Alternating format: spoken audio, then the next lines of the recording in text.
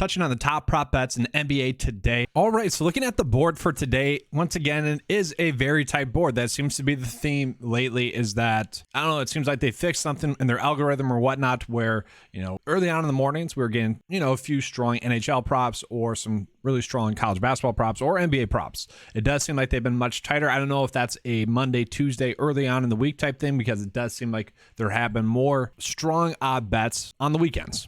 But overall, this is a slate that does get me excited. We saw last night with some of the injury news that we were waiting on with the Dallas Mavericks, like Josh Green, Jaden Hardy became really easy plays, as well as Jalen Duren. And that could happen again for Detroit at least. And so we're still waiting on the props to come out for Detroit. And I don't know if we'll actually get these ones today. That's kind of that's the biggest hurdle with giving out content, is that I don't control the board. I don't control when the props come out. But looking at guys like Jalen Duren had 24 minutes. Okay, he went off. And James Wiseman also 24 minutes. Okay, so we actually saw a huge difference in the prop expectations for those two. So I'm hoping that continues again today. But with that being said, I do plan on either going live. I hope to go live today.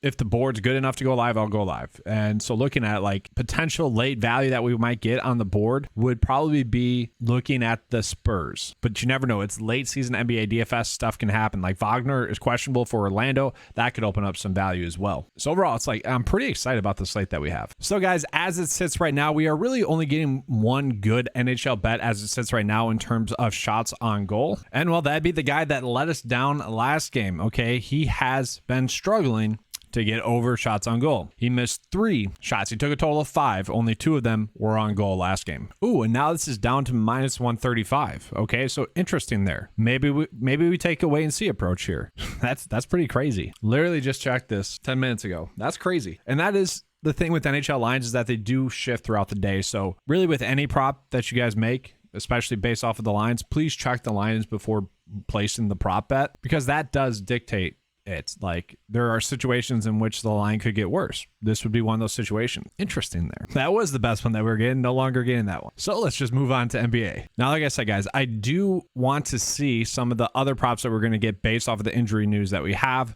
Really, that's just looking at Detroit, though. That could open up, I don't want to say free squares, but some really strong bets. That's also why they wait so long to put those out. So it does pay to be around lineup lock. Just like DraftKings and FanDuel, it pays to be around lineup lock. So the first prop bet that I want to call out is actually just going to be looking at Nick Richards. So we know that Mark Williams is going to be out today. We also know that this game isn't too terrible in terms of the spread. 7.5 points, not too terrible, especially for the Hornets, who are going to be forced into playing someone like Richards a decent amount of minutes. Now, if we sort by edge, we are seeing a big old discrepancy here with Nick Richards. I would say this isn't that accurate, especially based off of the sports book, especially based off the lines that we are getting. But let's call out why it's being set up this way. On the season, he averages 13.8 points and rebounds, while only getting 13.01 minutes. He's projected to get 31 minutes tonight. If he gets those minutes, he should be able to get the over. So basically, if he doesn't get into foul trouble, he should be able to get the over here. And really, for me, it's like, which prop of Nick Richards do we want to bet? Because he really crushed all these last game. But I want to point out 2 reasons as to why he crushed this. The first reason would be that he somehow got Evan Mobley into foul trouble. Mobley had 3 fouls in the first half, which also could lead to a pretty awesome bet that we are getting. It was set, his fantasy score last game was set at 42. And now he did end up playing a lot of minutes, but you don't know how conservative he was playing in the first half or in the second half, having 3 minutes at the start of it. And so I think we could see him get a lot of minutes, and hopefully his lines go down today because, well, he got into foul trouble in the first half, had a terrible first half. Could be an interesting prop that we get for him today. So that's part of it. Like, he was able to have a lot of run against backups, against Robin Lopez. I also want to point out the fact that the backup center, Kai Jones, fouled out, okay? He was projected to get right around 18 minutes like he had gotten in the previous game, only got 13. So it did seem like maybe Richards got a little bit extra run, okay? But let's look at his last few games in which Mark Williams has been out. 10 rebounds, 13 points. 8 rebounds, 9 points. 12 rebounds, 15 points. He has been able to stay out of foul trouble. Okay. He's had a bunch of blocks as well, what's his block prop? Doesn't have one just yet. But we can see the appeal here for him as a prop bet. And if I pull up his per 36 numbers with Mason Plumlee off the court, who's obviously traded, and also Mark Williams off the court, Richards does get by far the most minutes. His per 36 numbers would be 15.8 points, 11.7 rebounds, 1.1 assists, 2.2 blocks, averages about 37.5 fantasy points more per 36 with those two off the court. And so it's no shock that he's been going off lately. What was shocking is that he really went off, but that was because Mobley did get into foul trouble in the first half. Just want to make that clear. It does look like one of the stronger bets that we were getting on tonight's slate. The issue with that, once again, though, is going to be the simple fact that the sportsbooks are kind of favoring the under. It's basically a push. So this might be a bet that is best served, whether really with whichever one that you want to go with here, would be best to do on one of the sportsbooks. Okay. The next pretty good prop bet that we are getting would be Mitchell Robinson over points and rebounds. So the first thing I think that's easily worth calling out is this simple fact that if we add up his points and rebounds prop, the line should be set at 18. Okay. We are getting 17.5. Now let's look at his last two times, or his last few games. How many times has he gotten over 8 points? 3 out of his last 5. How many times has he gotten over 9.5 rebounds? 2 out of his last 5. And just looking at the game log, we can see it's far from a lock and load. And if we pull up the prop here, I want to call out that the average sportsbook line does have it set at 18.2, where they are slightly favoring the under there. But Mitchell Robinson is projected to get 28 minutes, and that's the biggest question. Is he going to get his final rotation? That has been the biggest issue with Mitchell Robinson as a prop lately, is that we can't really predict the minutes. On the season, averages 26.4. Projected to get 28. If he gets 28 minutes, yes, he's going to most likely get the over. It's going to be tough to imagine him not getting the over in that scenario. Gets a good matchup going against Portland there. We can see that. 27th against centers. We can see that the game is not a game in which we have to worry about a blowout for the most part. But once again, just calling this out, guys. 24 minutes last game against the Lakers. Seemed random. Against the Clippers, 28 minutes. Had a good game. Good enough game, I guess. Against the Kings, didn't play at all in the fourth quarter. His minutes were very limited in the third quarter. And then there were stretches in there where he got 32, 44, 33 minutes. So just want to reiterate, if the minutes are there like they're projected to be, should, I don't want to say easily be able to get the over, but kind of should easily be able to get the over. And what's strange, it's not like Hardenstein's really been lighting it up shooting wise either. Jericho Sims not getting run. And Obi, like, yeah, he's getting 10 minutes or so. And that could be part of the reason why they're just trying to find minutes in the rotation for him. And so they're sacrificing like a final rotation for Robinson here and there. That could be. But I just kind of want to point that one out as well. But really on paper, that's one of the better ones that we're getting. And now for the best bet that we are getting on the day. Now, I am very shocked at the line that we are getting for Cameron Johnson here. More or less with what the sportsbooks are giving us. Okay, they had this line set at 23.83. Okay, so we are seeing about a 1.3 edge there from what PrizePicks has it set to the average sportsbook line that we are getting. And he's actually projected to get over that as well. So on paper, this is really the strongest bet that we are getting. The issue that we have with Brooklyn is that they are all appealing props, literally. Johnson, Bridges, Dinwiddie, Claxton, DFS as well, because their props are all too low, really. But why is that? It's because any one of them can have a really good night. It's kind of one of those things where I really don't mind just putting, if you're doing like 3-leg bets, maybe on Underdog or something like that, I don't mind putting 2 of them in there and just like mixing and matching those 5 with a bet that you felt like was a lock. And heck, you could do that for the taco as well, because it does seem like they aren't properly valuing Brooklyn, because it is tough to, because any one of them can go off on any night really.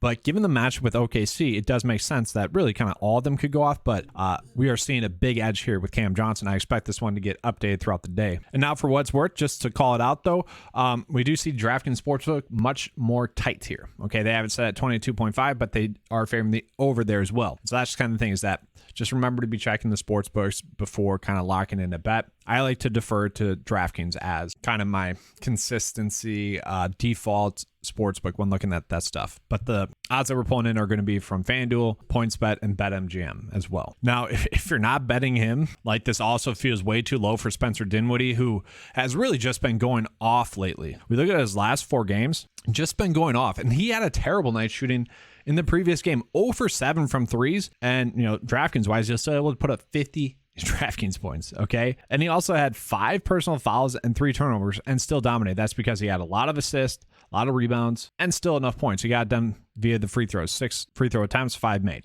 Okay. But if we look at his previous game against Minnesota, went off. That was an OT game, but he dominated. I think he got the over like in the third quarter against Minnesota. Only had to play 29 minutes. He was highly efficient. And then against Charlotte, dominated as well. Go back to Boston as well. Like he has really dominated. So I'm very curious as to see what the fantasy score prop is going to be, especially looking at this one. It shouldn't be too much higher. I would guess it'd be like 35.5. And if we look at this game, it is an appealing game. It's projected to be a close game. And so we are getting low props for a lot of the players in this game.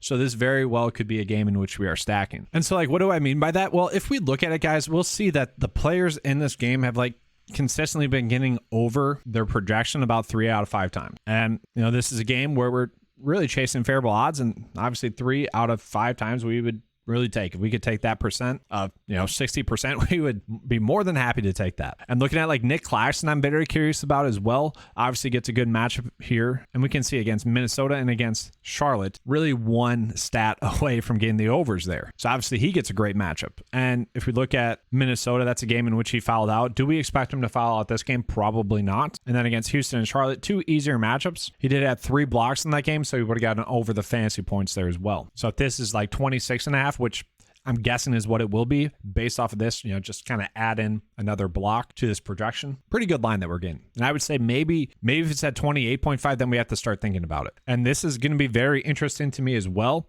We know that Josh Giddey actually performs worse with SGA off the court. SGA is going to be on the court. So I'm actually curious as to see what his fantasy prop line is going to be. And guys, this is why I plan on doing a live video later, is to cover stuff like this a little bit more in depth. We look at Jalen Williams as well. Jalen Williams has been going off, and this is one that I do want to touch on. I'm not sure exactly which prop you want to chase with Jalen Williams, but it does seem like there is going to be a prop that we do want to chase. And I do want to point this out, like Alexei during the season have been someone that was hurting Jalen Williams' role. And he's now down with the G League. That was kind of the worry with him in the previous game. I was like, why are we getting such a low prop line for Jalen Williams? And I was trying to find a reason, and I assumed that was just because Alexei was back. Now, he didn't end up playing in that game, and what happened? Well, Jalen Williams did what he had been doing, which is really dominating, and he's really the only one that's gaining consistent minutes.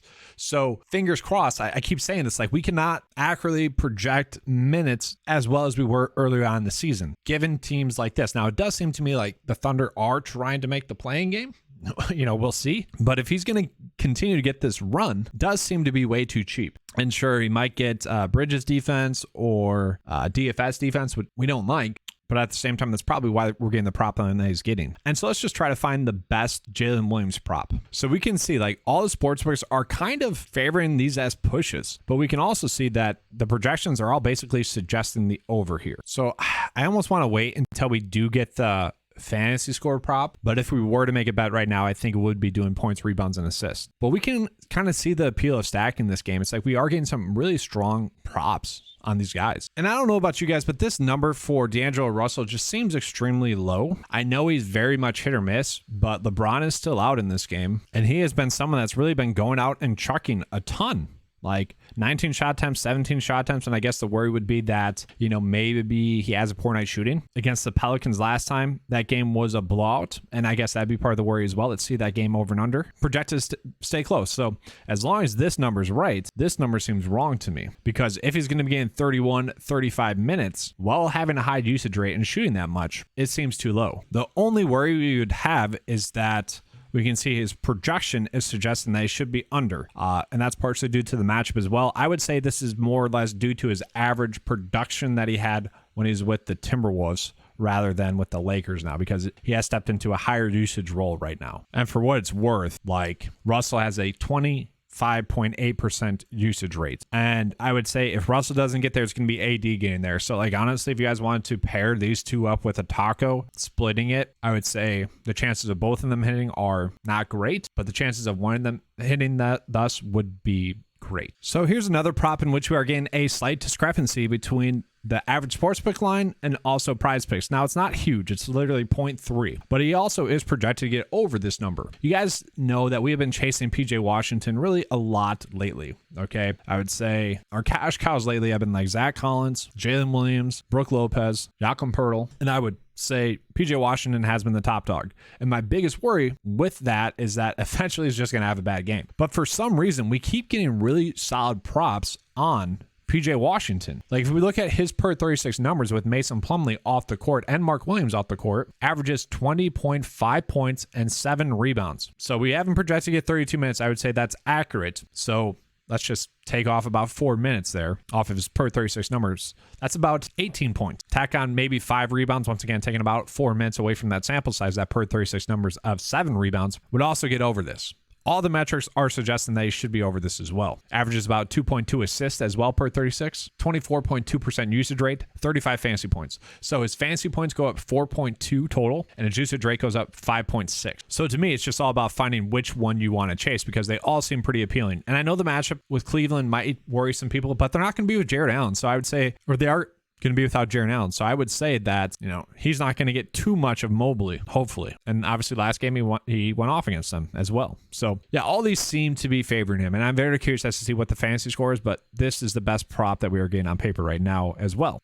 And once again, guys, my goal with this video is very much to give you guys the best props, the best 5 or 6 props that we can use with our tacos. And if 3 out of the 5 hit, we are sitting pretty. If you guys are wondering about that strategy, I do have a video linked in the description of this video showing kind of the strategy that I use for Taco Tuesday to profit every single week. Now, last week I only hit 4, and so I lost a slight amount. That was the first Taco Tuesday in like forever in which I didn't profit. And that's because PJ Washington and Mitchell Robinson missed out on their overs by 0.5 for like points, rebounds, and assists that day. And that's just with me basically saying, all right, we're getting a taco, I'm going to bet that taco. And then for what it's worth, like just looking at his minutes, we can see it is kind of rare for him to get like 36 or so minutes. I would say it's not out of the realm of possibilities though.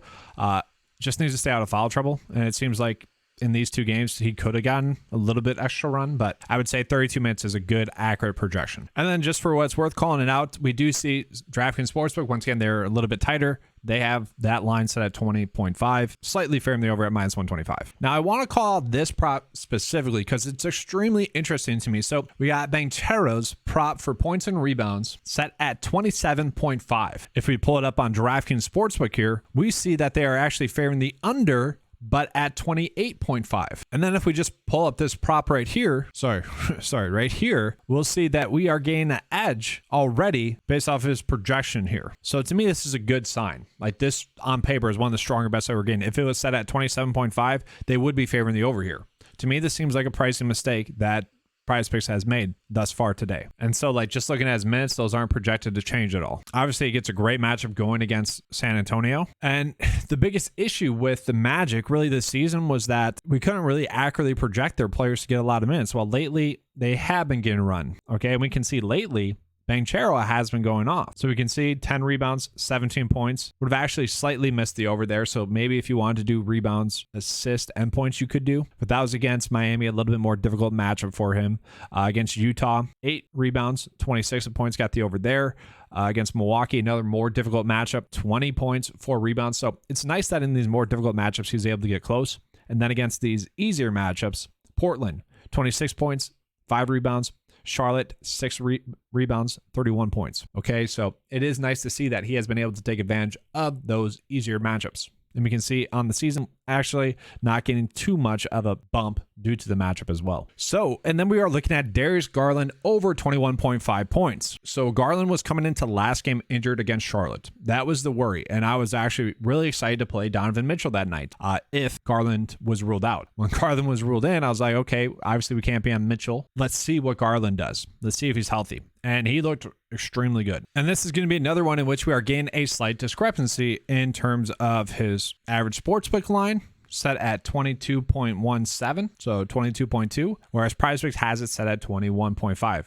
Once again, the average sportsbook line I'm pulling in from 4 different sources. I do like to default to DraftKings, so let's take a peek at that. Okay, they are just much more tight today. It seems like 21.5 is their prop at -125. And to me, it seems like PrizePicks also defaults to DraftKings. But if you look at Darius Garland, like his minutes have been insane. 39, 39, 42, 41. Really went off against Charlotte, but that's no surprise because the last time we saw him against Charlotte, he also went off. Now, that was earlier on in the season. Can't really take too much from that, but in 2 games against Charlotte, he's went for 41 and 28 points. It's pretty crazy. And so given the fact that some sportsbooks are already saying that he should be over this, it does seem like a very appealing prop line. Now, just for what it's worth, if he doesn't get there, I would say it's going to be because Donovan Mitchell went off and had himself a game as well. They can both coexist though. So I don't know if I really made it clear yesterday. The bets of the day that I was giving out were from Underdog. It went 2 for 3.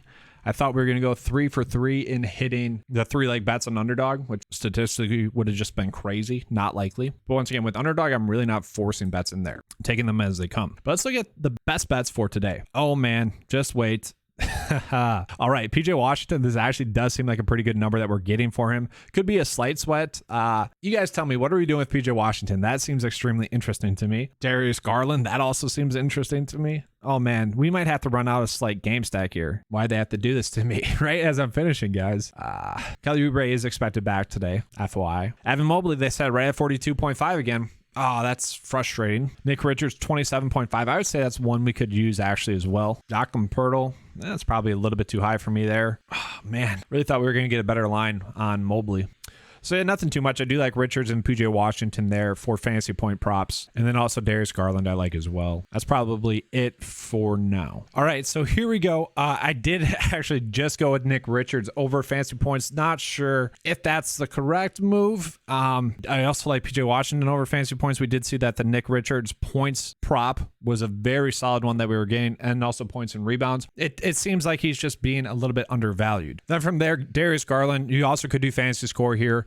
He's been someone that's been going off. 21 points against Charlotte. That just seems too low. He's went off against them the last 2 games. And then from there, PJ Washington, points and rebounds, should be able to get over there. Like it's one of those that I'm perfectly fine chasing. Projected to get 22.74. Cameron Johnson, just to call it out as well, guys, like Cameron Johnson, looking at the sportsbook odds for this prop, DraftKings has it set at 22.5, slightly favored at -125. FanDuel has it set as an even push at 23.5, and then PointsBet has it set at 23.5 but at -130. So we can see why we're getting that big edge there. It does seem like probably should be set at 23, and maybe that gets bumped up. He is projected to get over that. Gets a great matchup against OKC. Banchero, points and rebounds. This is one of the better ones that we're getting on the slate, mostly because all the sportsbooks have this set at 28.5 to start. So that's one that we want to chase. And then Jalen Williams, I just think the good stretch of basketball that he's been playing is going to continue. All the sportsbook, just as an FYI, basically have it set as an even push. Okay, I would say we can more or less do a stack maybe with OKC Brooklyn, and that could be the way to approach. If you guys are someone that doesn't like to do the 2-leg bets for tacos and you want to pair it with a stack, you could do that as well. And so that would be an option you could roll with. Now I am waiting for the Jalen Duren prop. I think we can get a really good line for that. And then also I didn't mention Wendell Carter does get a great matchup against the Spurs. Just interested to see, and that'll be something maybe I touch on the afternoon video, kind of what his projections are for the day and whatnot. But that's all I have for you guys for this video. Let's have a good slate. Good luck on your tacos. Remember, we're trying to hit 3 out of 5. We're trying to hit 6 total to have a profit. Obviously, we want more than that. If all the tacos hit, hopefully we can get about, let's just say 8 or so. That'd be really the best thing. We can take advantage of the props of the tacos. Let's have a good slate and good luck. And as always, let's keep cashing.